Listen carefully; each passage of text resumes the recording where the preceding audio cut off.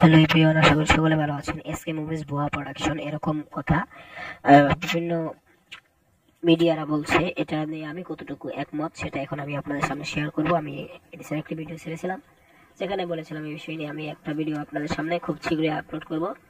তো চলুন, এখানে আপনি আমি দেখাচ্ছি আপনাদের এই সেই ভিডিও নিয়ে চলে আসলাম। আসলে একদম ঠিক কথা বলেছে, দরদ ছাড়া শাকিব খানের সাথে আর কোনো মুভির অ্যানাউন্সমেন্ট এখানে নাই বললেই চলে। এমনটা হলে তো বাংলা মুভির তো 12টা বাজছে। এরকম হলে তো চলবে না, কি আশ্চর্য। যেগুলো মুভি অ্যানাউন্সমেন্ট আর অন স্ক্রিন সবগুলো একটা ভুয়া মুভি, একটাও ভালো মুভি না, যেটা দেখার মতো না, বোঝার মতো না, শোনার মতো না।